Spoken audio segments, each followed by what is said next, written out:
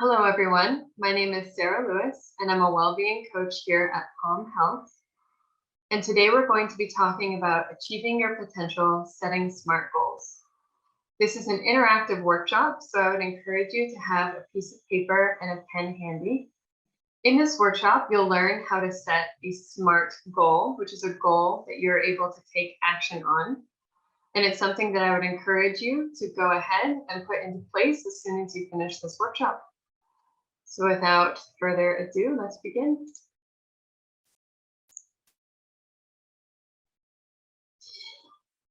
So why are we talking about goals today? We're talking about goals because actions and the actions that we take as human beings are critical for determining who we are and who we become. This quote from Gandhi helps to illustrate that. And if you look at this quote, it says that our beliefs become thoughts, thoughts become words, words become actions, actions become habits, habits become values, and values become destiny. And so it's really important when setting a goal to think not only about the action that you're taking, but what are the beliefs, the thoughts, the words that are behind that goal. But more on that to come. One of the main theories that I'm going to be using in the presentation today comes from Dr. Robert Cloninger, and it's based on his research at Washington University.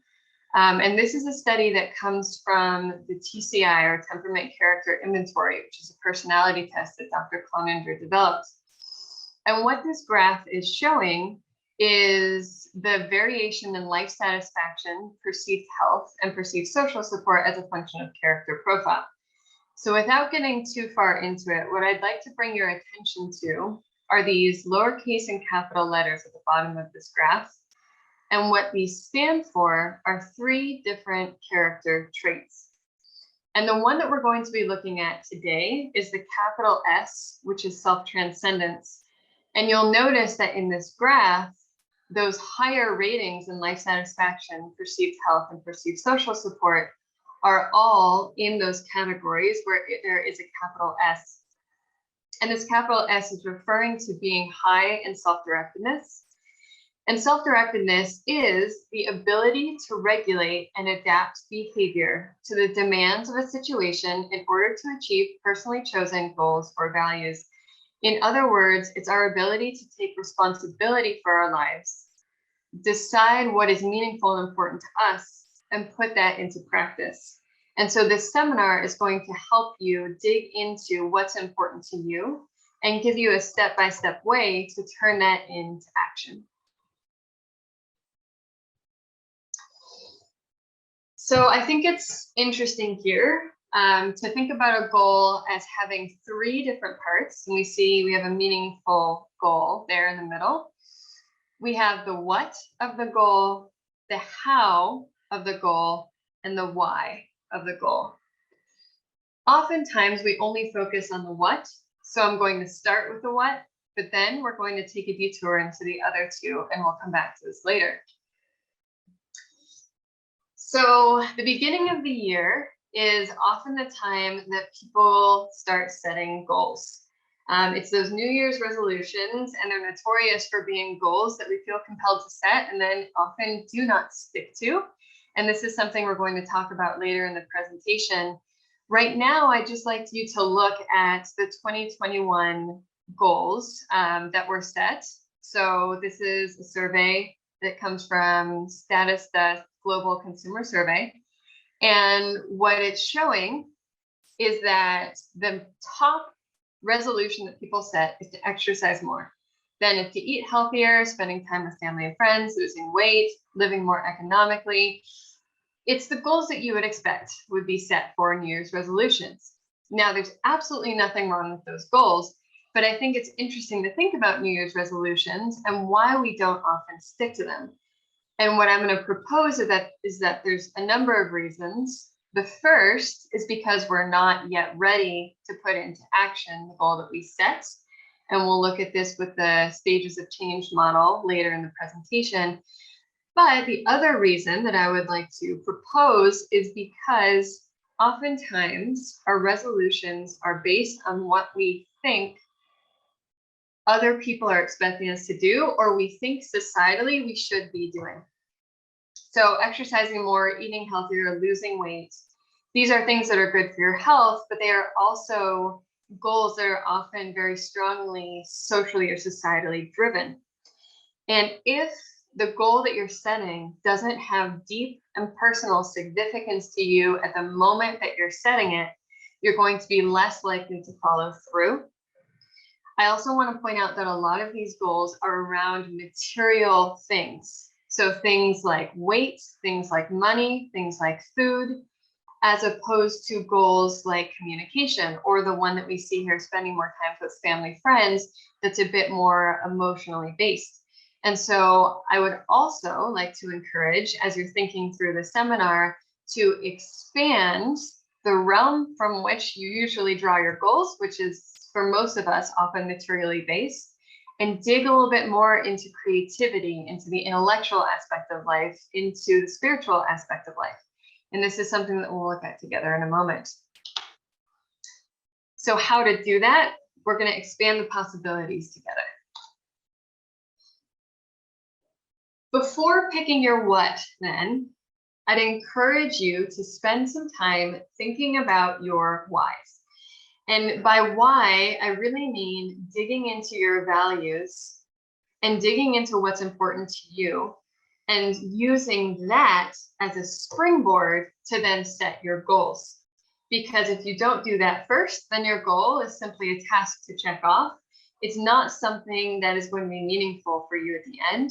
So if you think about your values and what's important to you as a person and draw your goals from that place, they're going to be much more satisfying. Let's make this a bit more concrete. So I'd like you to think about what your personal values are. And to help you brainstorm this, I have a very, very large list of values. I'm going to give you a moment to look over these words. It will be impossible to read all of them in the span of time I'm going to give for this slide. But what it's really meant to do is prime you to think about what is a value. And as you're scanning through the list, just noticing what jumps out as really resonating with you personally. And this is going to be something that's individual to each person. No two people are going to pick the same top values from this list. So what we're going to do in this seminar is I'm going to go through a step-by-step process to have you think about the different areas of your life, to have you think about your values in those areas of your life, and then to create potential action steps in those areas of your life based on those values. Not what you feel like they should be, but what they actually are.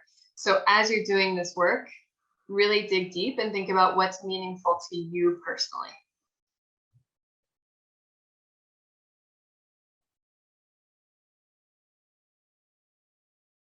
Okay, so we're going to go through 5 domains of life.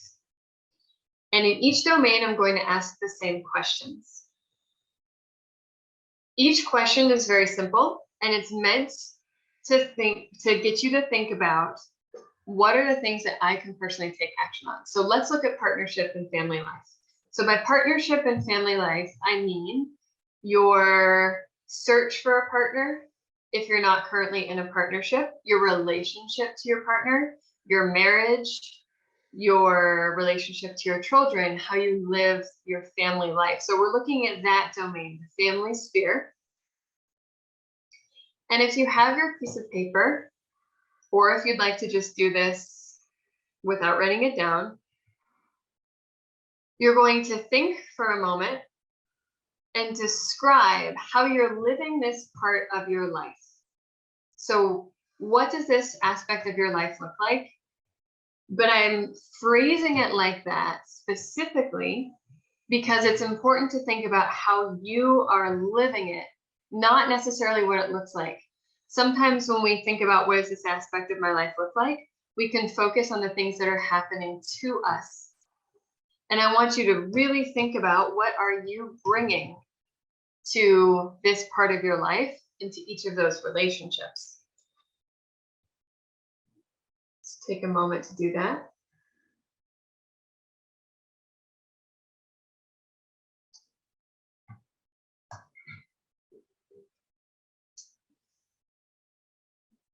Okay, now it's likely that this presentation is going to go faster than you might want or need to really reflect on some of the concepts.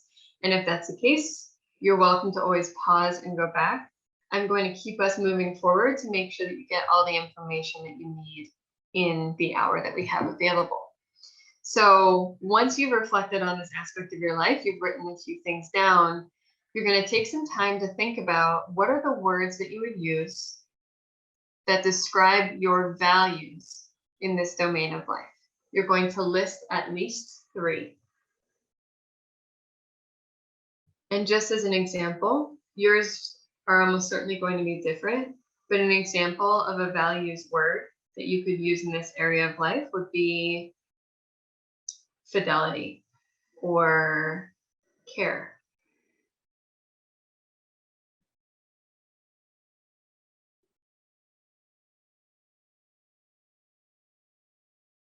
So thinking about what your values are, what are the words that describe your values?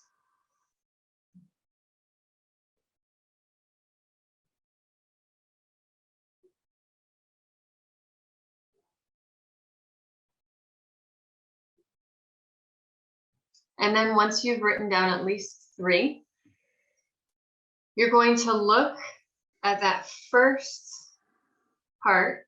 So look at how you're living this part of your life. What are you bringing to this aspect of your life, to these relationships, or to the search for these relationships? And then you're going to reflect on your values. And this is an opportunity to ask yourself, am I living this part of my life in line with my values? If not, or if not as fully as you want to, right? Let's say that your value is care, but you're realizing that with the stress of this year, that hasn't been as present as you want. Then think about what are some changes that you would like to make to bring this part of your life more in line with your values. Big picture now. So don't get into nitty gritty. That's the smart part of the presentation. That's the second half. So right now it's just big picture. For example, I'd like to be more caring in this particular relationship, or I'd like to be more courageous or vulnerable in finding this relationship, whatever that might be for you. And as you're doing it, be sure to focus on things you can control. And this just brings us back to the way that that first sentence is worded. Don't write down the change I would like to make is I would like my partner to be less annoying. That is something that you cannot control. That is a goal that you cannot put into action. So we're focusing on what you are bringing.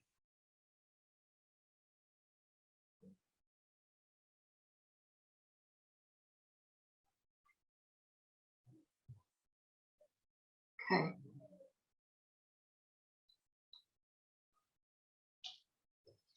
So we're going to move on now to the next of the 5. And this is material life. So like I said, this is the domain of life that many of those New Year's resolutions are drawn from. This is the domain of life that relates to finances, our health, our bodies, our material goods, anything tangible that you can touch. That is what we're considering part of the material life. And again, this structure of these different domains comes from this work with Dr. Cloninger and the Anthropedia Know Yourself series that we use as well-being coaches. So this is going to be a brief overview of some of those categories, but hopefully it should be enough to give you an idea of what we're looking at when we're looking at these different areas. So material life is finances, health, body, material goods, etc. Material things.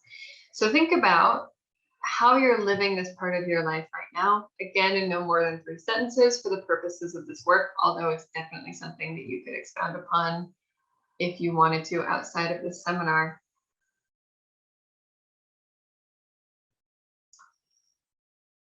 So your relationship to finances, to possessions, to your body, to food.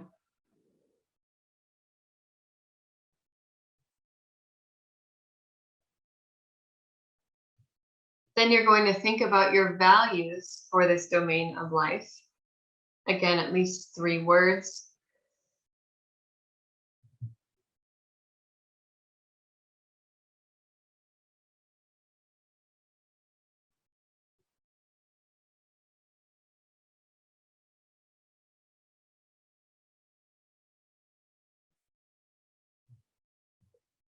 Then you're going to reflect on your responses for those first 2 questions and ask yourself, are you currently living this part of your life in line with the values that you have for it? And if not, what are the changes that you would like to make?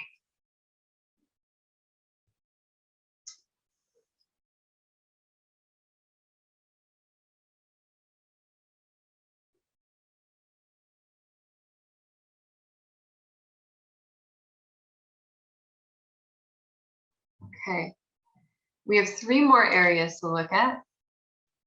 We're getting from the more tangible material to the more immaterial, so we're moving into the emotional now.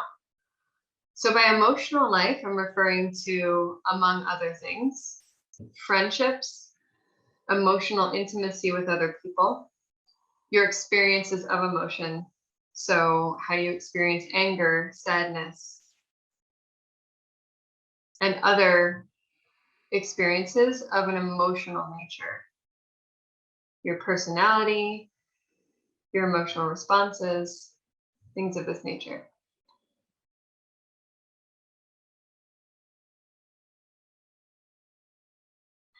So again, you're going to describe how you're living this part of your life in no more than 3 sentences. How do you live your emotional life?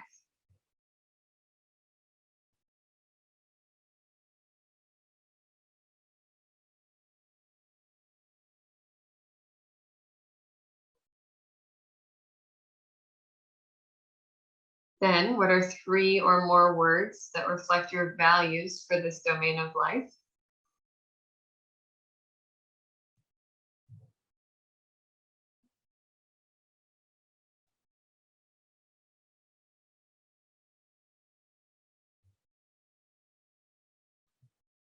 And then looking at those values and looking at how you've been living this part of your life. Reflect on your responses. Are you living in line with your values? And if not, what changes would you like to make?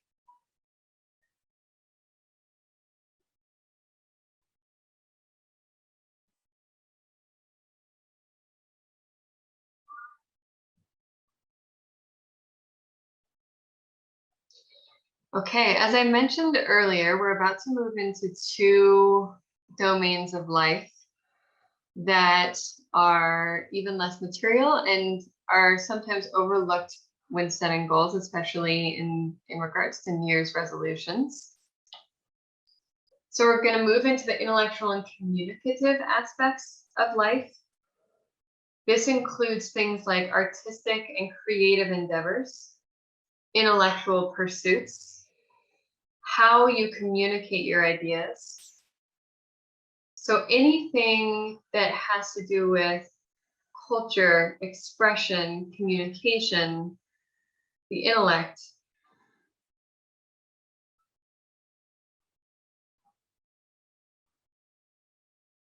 And the busyness of day-to-day life, this is sometimes an area that can fall by the wayside. So it can be a good opportunity to really think about, what does this part of your life look like right now?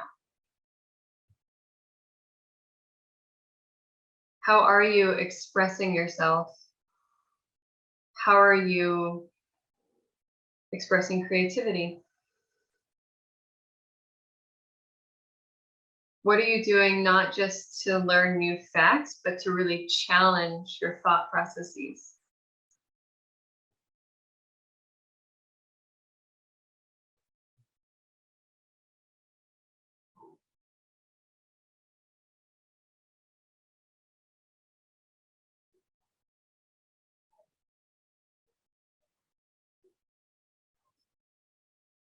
Then you're going to, again, find at least 3 words for your values for this domain of life.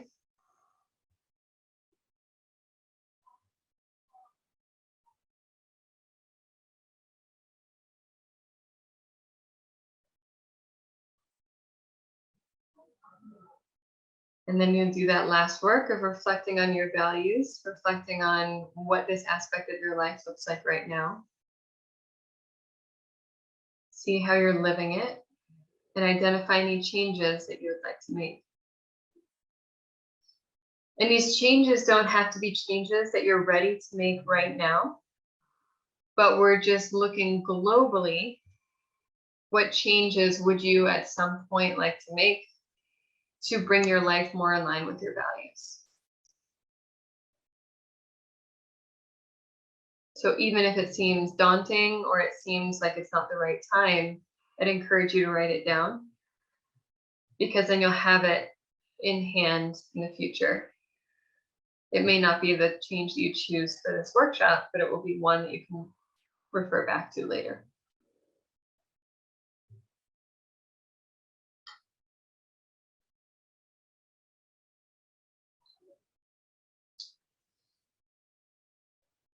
And finally, spiritual life. And this is an aspect of life that is really individual to each person. So I put some global examples of expressions of virtue, like kindness, compassion, generosity, and growing in awareness. But I'll leave it up to each person to think about what this aspect of life looks like.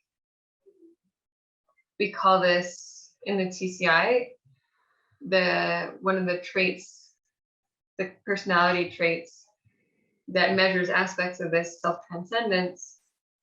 And self-transcendence is just going beyond ourselves. So if you're thinking about this and the word spiritual doesn't resonate with you, then just think about what in your life gives you perspective that takes you outside of just the immediate of the day-to-day of your personal individual life and connects you with the bigger picture, with humanity, with the history of humanity, with nature. So however you live this aspect, you're going to reflect on how you do live this aspect of life.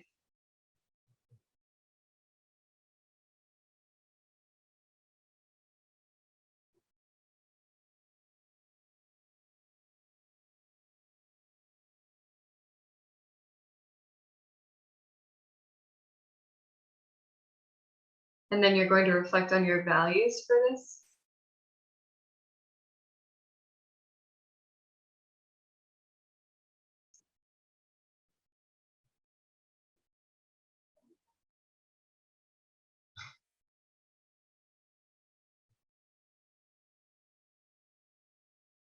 And then reflect on those responses and think about what changes you would like to make.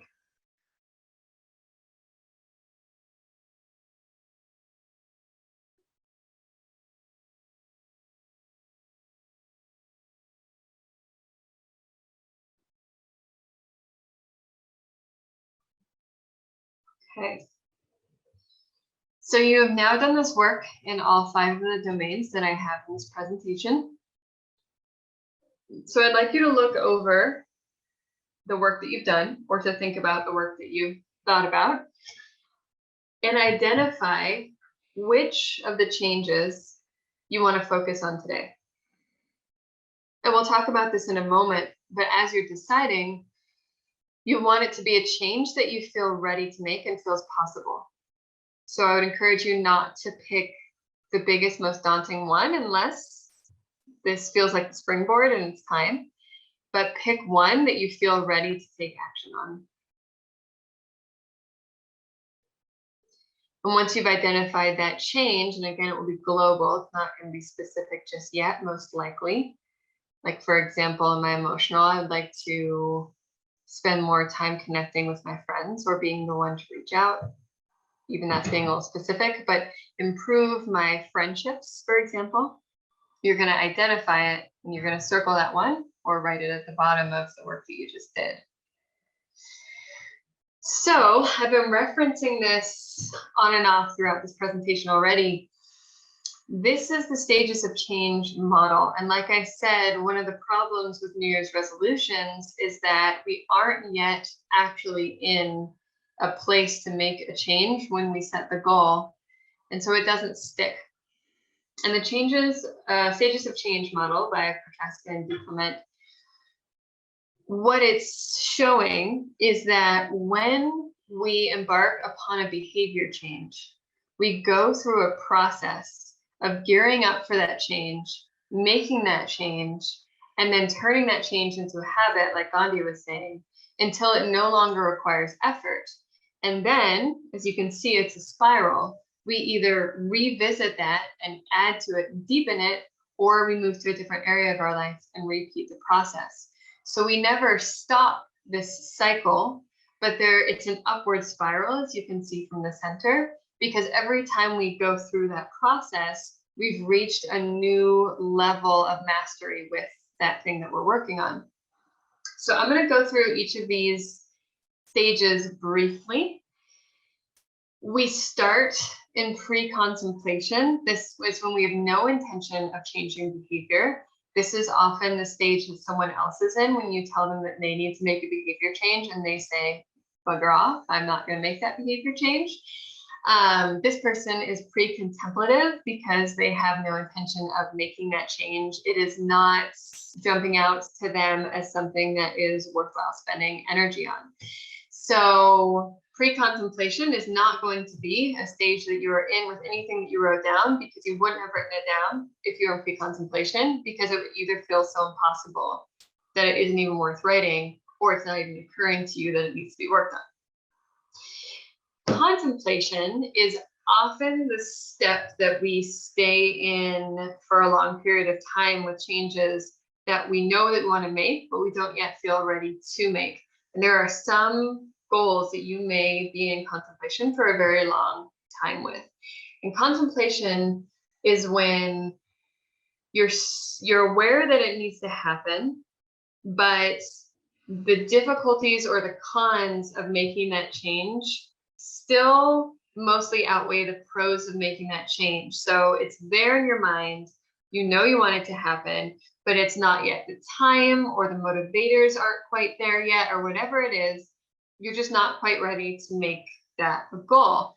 And it's oftentimes pre-contemplation or contemplation that people are setting these New Year's resolutions from, where I'm going to do it just because, but I actually don't care at all about exercising. That would be more of the pre-contemplation. Or, oh, yeah, I really should. Okay, fine, I'll just turn it into a goal. But you haven't yet committed to it. Genuinely, you're committing just because it's a holiday thing. So preparation is a critical step. Now, preparation is ideally the stage that you're in right now with the goal that you chose. Preparation is when you know that a change needs to be made, and you know that the benefits of making that change outweigh the cons or the discomfort that are going to come with making this change.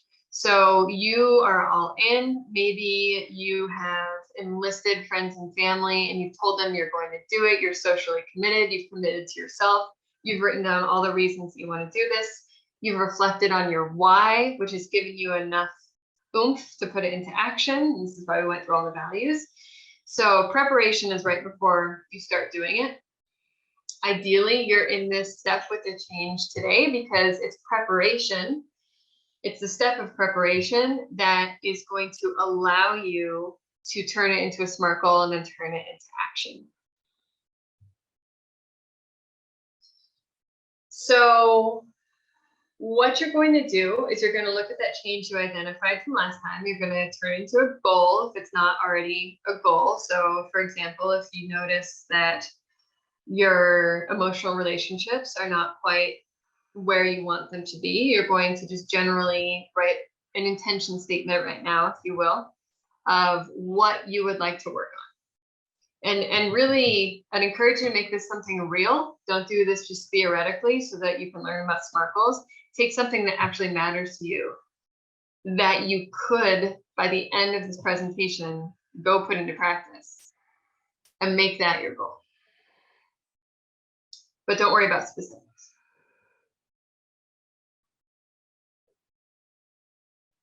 So then once you've done that, if you would like, I'd encourage you to write one sentence about why, out of all the changes, this is the one that you chose. That process is going to help you commit and reaffirm the importance of this change and of this choice.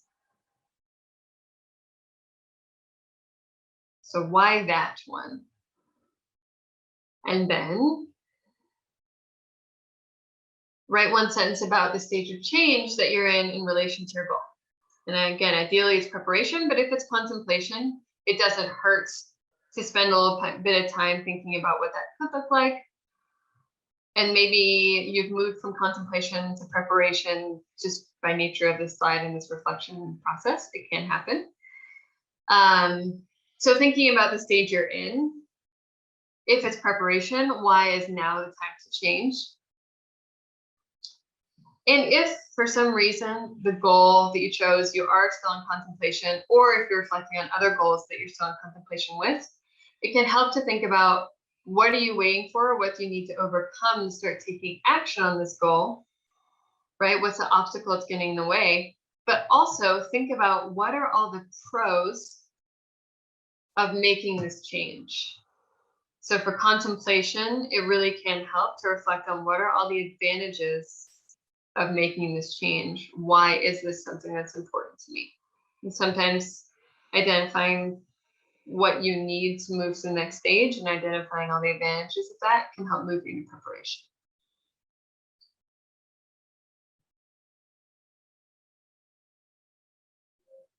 Okay.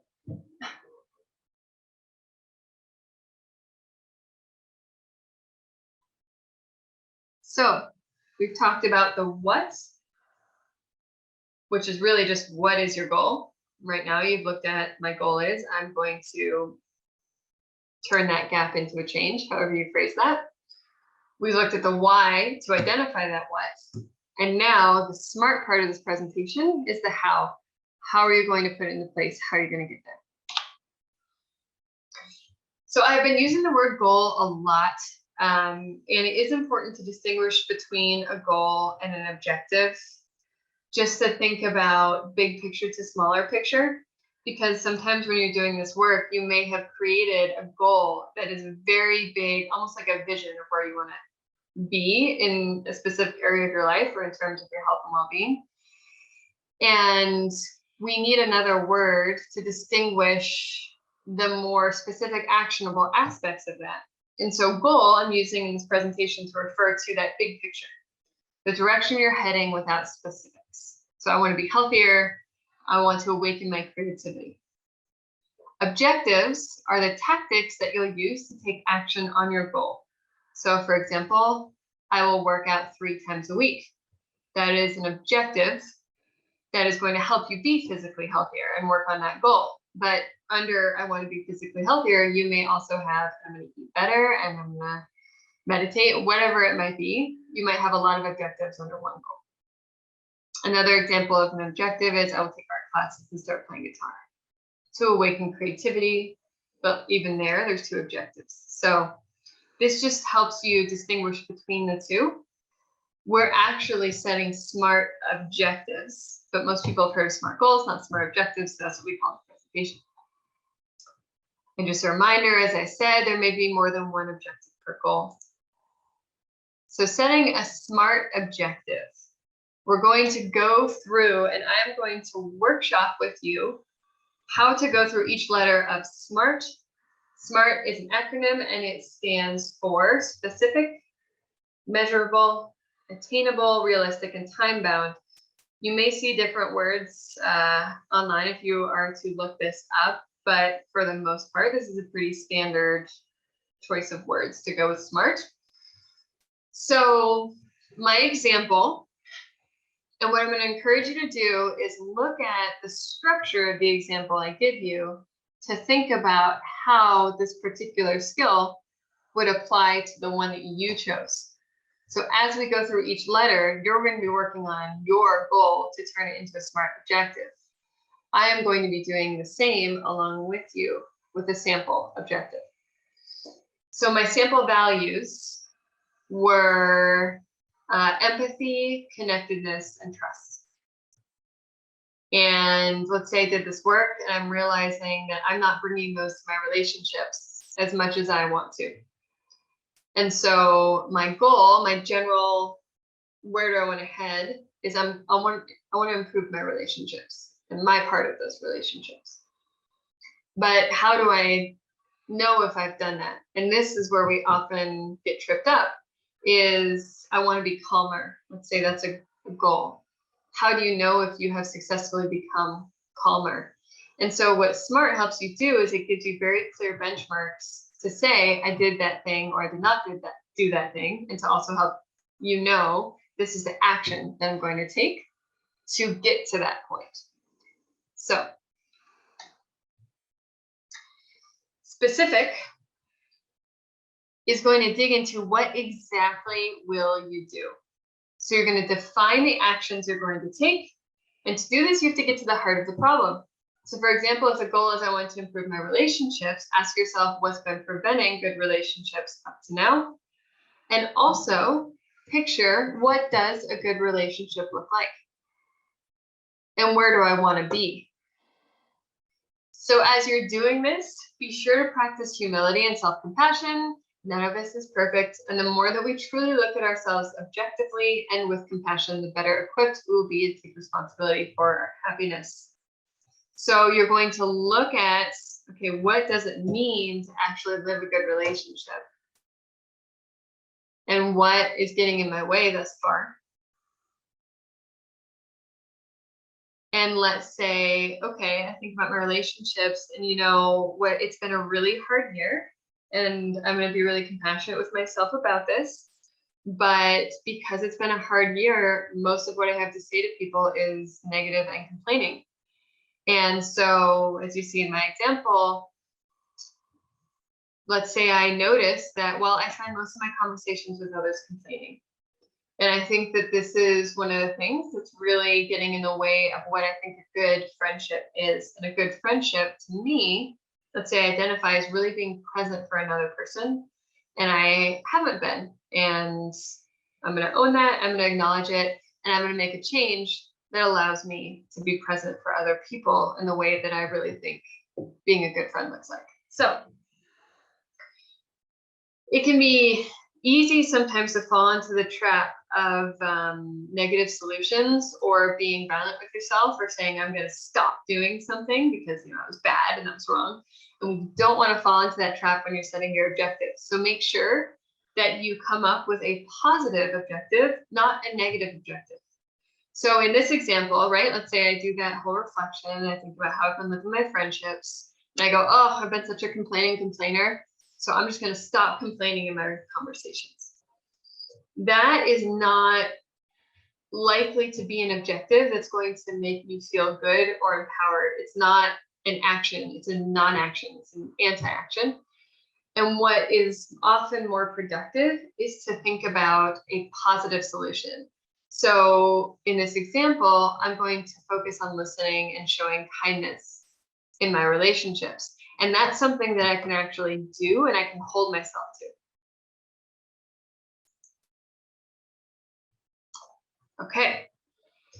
So then we have to make this measurable. So I say, okay, I'm going to listen to others and I'm going to be kind to them. But that is not a full objective because how do you know if you've done that? What does that look like? So you need to find something measurable about your objectives. This is often a bit easier in the material than it is in some of these other aspects of life, like the emotional or communicative or spiritual. But there's always a way to find something measurable about your objective. So I'll get to my example in a moment. Some units that you could use are like pounds, again, material, it's quite easy. hours of time, items of things. So if you're going to give something to somebody, you're going to make something, you're going to do something, there's a concrete creation, an event, etc. So really get creative about what your unit is that best represents the spirit of your objective. And as you're doing that, you want to consider inputs versus outputs. So to give you an example, an input is something that you are bringing to your objective. So it's vegetables eaten per day, it's number of times through an exercise routine to use the material. Outputs are things that you can't directly control, that you may want to impact by way of your objective, but you're not actually acting on directly with your objective, like pounds lost or inches on a waistline. And it's critical that you choose input, not output units, because output units are something that it's not going to be a satisfying choice because it may or may not happen. Input units, you can say at the end of the day, I did it. You can know for absolute certain if my input is 5 vegetables, I ate 5 vegetables. You know that you did that. So make sure that you're thinking about that as you're setting your goal, objective. So again, if I look at my sample goal, I want to improve my relationships. If I'm adding the measurable component, so I already have my specific, now I'm adding my measurable, my unit is going to be an event. So once a day, I'm going to call someone. And I'm going to do my specific thing of focus on listening to and showing kindness towards them during the conversation. Okay. Attainable.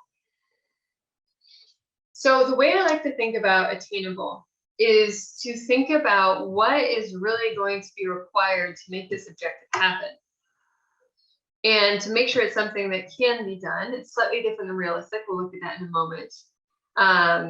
But something that is possible, and to think about what is necessary to make it possible. So let's say for my attainable, I'm going to think through my goal. I'm going to improve my relationships, and I'm going to call someone once a day and listen to and be caring towards them.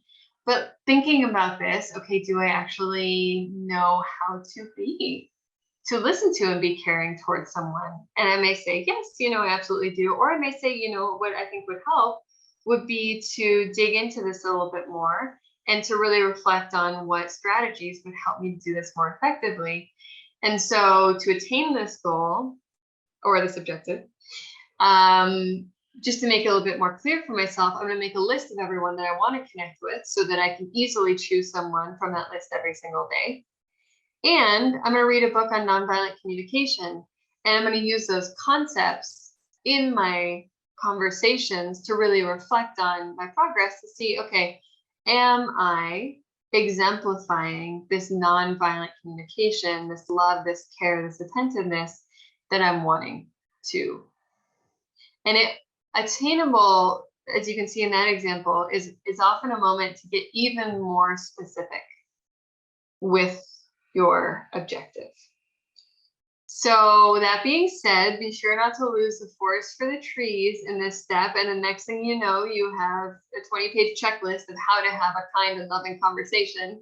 And you've completely lost the authenticity of a kind and loving conversation. So it's a balance here of, holding yourself accountable, but also being authentic and spontaneous. So if we look at my attainable is I will call someone once a day and focus on listening to and showing kindness towards the person I call. And I'm adding this attainable portion of one of the ways I will do this is by learning about and practicing nonviolent communication skills in those conversations. Okay. So this, theoretically, this objective as it's written under attainable is possible. But realistic is when you ask, is it possible for you in this moment right now, given your personality, what you know about yourself and the constraints of your life? So realistic is an opportunity to think about, is this attainable goal or objective, attainable objective too difficult? Is it too easy? Many of us make our objectives too difficult because, especially with the work that we've just done, if you really sat with it, we're touching on things that are deeply important to you.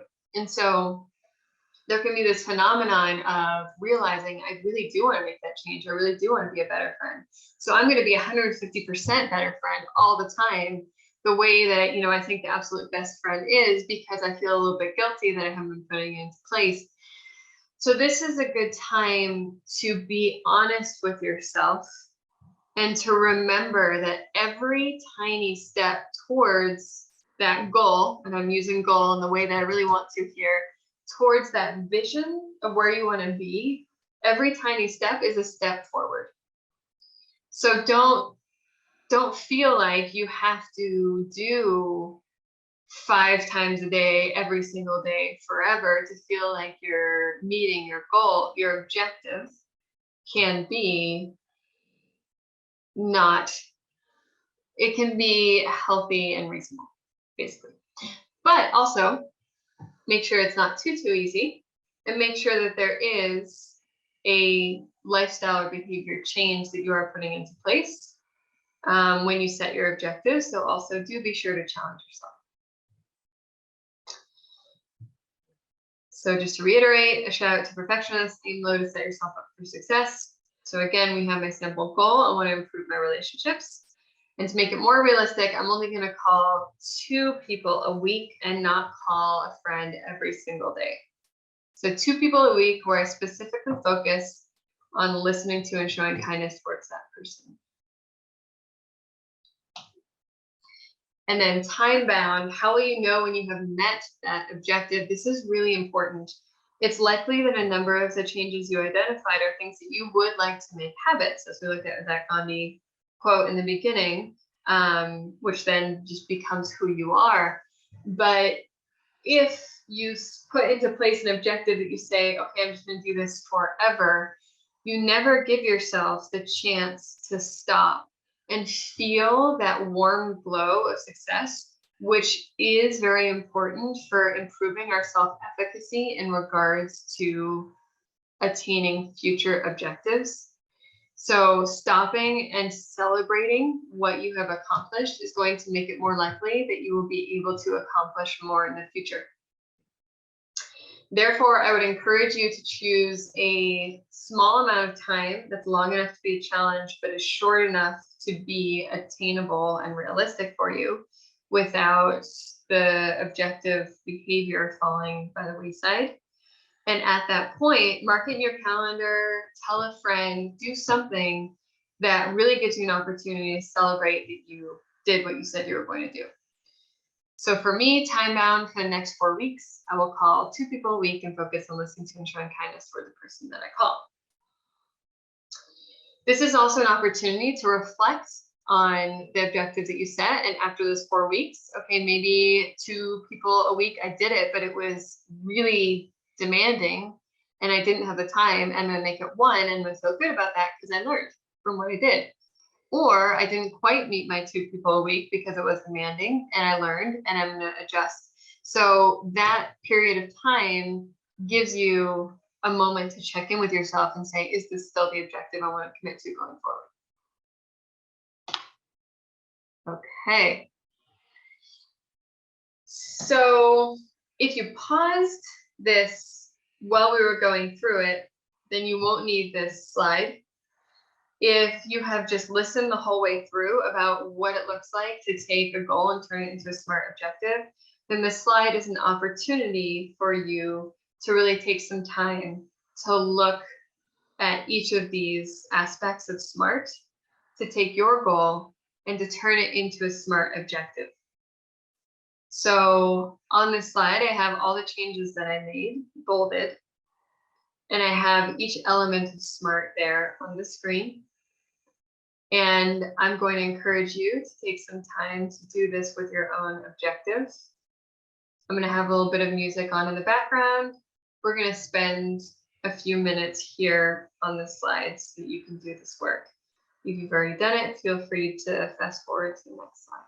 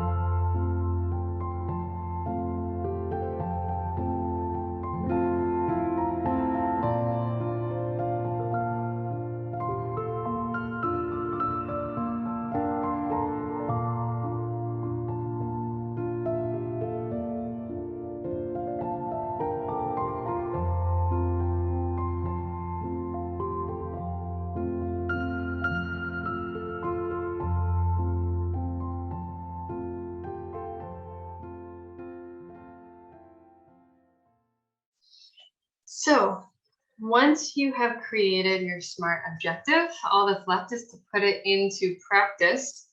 But before running out there and putting it into practice, it is important to at least take some time to think about the obstacles that might get in the way, because as Leonardo da Vinci said, not to foresee is already to moan.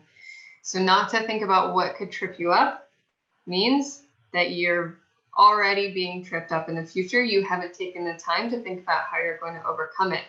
So really thinking about what could get in your way gives you an opportunity to already come up with the solutions to those potential obstacles so that when you're faced with them, you're prepared. So I'm going to briefly cover different kinds of obstacles that you're likely to encounter with your objective. One is external obstacles. And external obstacles are the things outside of us that can either help us move forward in our objective or can get in the way. Obstacles, meaning they're not present, they're going to get in our way. So one example is environmental resources. So let's say you want to do something like take an art class, but there aren't any art classes being offered in your immediate area at the moment. It's really important to overcome this obstacle, to get creative and research and know the lay of the land. So if you're not immediately finding a resource that helps you put your objective into action, dig a little bit deeper. There are some apps like the Meetup app that can be a really good way to reach out and connect with other people that may be trying to make a similar lifestyle change. So don't give up looking for creative ways to meet that objective. Then we also have the personal resources, so time and money that you would need to dedicate to an objective. It can be helpful here if time or money are feeling like they're getting in the way or they're going to get in the way. Really sit down and do some work with yourself about what you have and what you need and where your resources are going. And sometimes you can find that there may be creative solutions that you hadn't seen before, or there are things that maybe you choose to do without in the name of taking action on this thing that is really important to you. And then social resources. As you're working on an objective, it's important to recognize who in your circle is going to be a support to you on this objective. And so for this, I would really encourage you to reach out for help to those that you know are going to be supportive. And again, these may be people you know, they may be people that you don't know yet, like the Meetup app, for example, someone who has a similar mindset or is working on a similar thing that can be a social support to you as you go through that process. So then we have our internal obstacles, things that are within us that can sometimes get in our ways. So thinking about realistically your corporeal, psychological, and cognitive capacities. Self-acceptance is key here. Know what you can change and what you can't, and practice letting go. And this is a really important one to think about in terms of realistic, because if you don't spend enough time on thinking about what's realistic, this is going to be an obstacle. So be very honest with yourself about where you're at, what energy you have to dedicate to the objective, your own, how you're feeling about it, your emotional relationship to your objective, everything that might get in the way of your objective. Just be honest with yourself about where you're at, and set your objective up to be realistic. And when you are, say, feeling frustrated or exhausted, or if that comes up, that is a good opportunity to practice letting go and continuing forward anyway. And every time you successfully do that, it's going to boost your sense that you can live that self-directed life, like we were looking at the beginning, that you can take action on what's really important to you and put into practice your goals and values and not be knocked off course by your emotional state or by exhaustion. So, within reason, encouraging yourself to keep going can be very motivating and very self-affirming. So it's also important to think about old habits and momentums.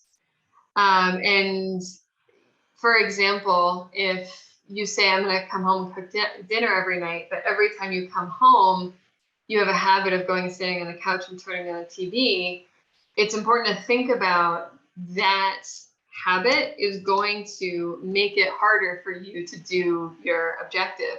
And the moment you let yourself start to fall into that pattern of that old habit, that momentum can be quite strong. And it's going to take some time, most likely, before you're able to overcome those old habits and momentums and change it into the one that you're trying to build. So what can help with that internal obstacle are accountability buddies. So someone at Palm, it could be a coach or someone in your life that you can check in with on a daily, weekly basis and just say, this was my objective and this is where I'm at with it. Someone that's going to be supportive and neutral, so that you feel like you're doing it for you, but they're just there to accompany you on the journey. Checklists are a really good way to do this too, to overcome old momentums, just so you're literally looking at, what was I going to do today? Did I check it off? So that you're holding yourself genuinely accountable. And then journaling can help to dig into some of those old habits and momentums and just reflect on how they're impacting your objective.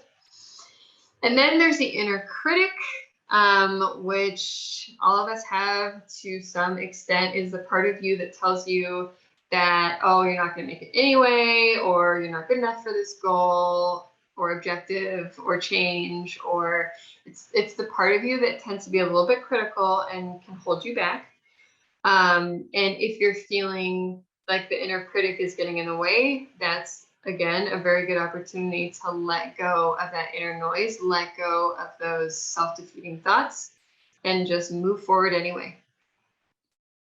And every time you do that, and this is really important to this whole presentation, in fact, taking action on an objective is very important for that objective itself. By that, I mean, it can be very helpful to make a specific lifestyle change. But it's also important to reflect that every time you successfully complete an objective that you have built from the ground up, identified for yourself, and then accomplished, you are building your self-directedness. So you're improving your capital S from that first slide. You're improving your capacity to continue to do this work. So every single round through this work is going to make you more able to do this work in the future. So you're really building self-efficacy and self-determination, self-directedness. And letting go of the inner critic is a really good opportunity to practice that ability to move forward, even in the face of doubts or fears. And then we have the completely unexpected.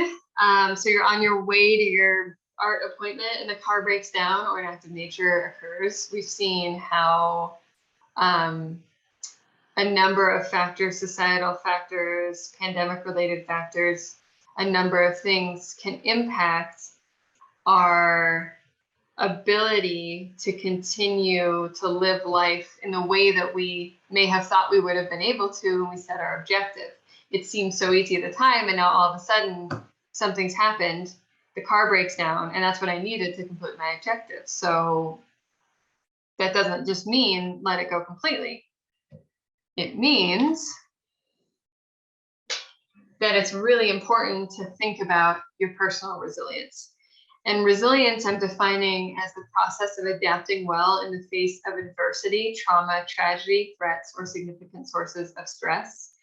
And we can think about this in relation to your objective, but we can also think about this in relation to this larger picture of developing within yourself the ability to be somebody who can identify your purpose, what's important, and then put the action steps in place that will allow you to get there.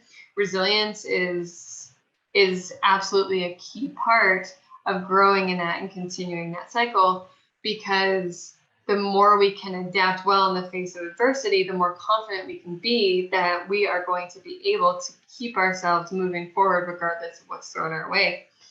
And I have some examples of people who have had a lot of resilience and were considered self-actualized or having achieved their full potential. Now, This was called Achieving Your Potential.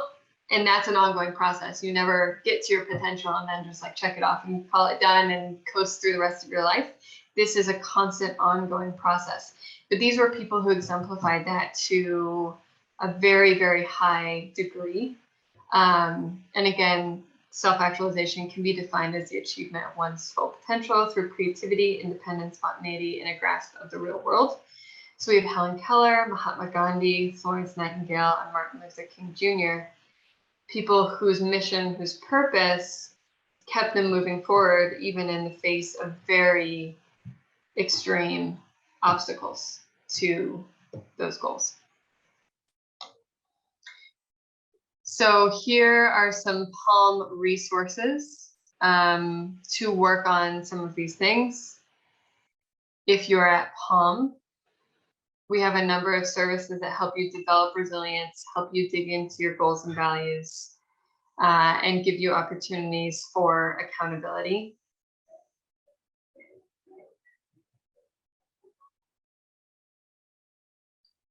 And as I mentioned, many of these concepts come from the Anthropedia coach training program, the Anthropedia Institute, which is another resource to learn more about these concepts.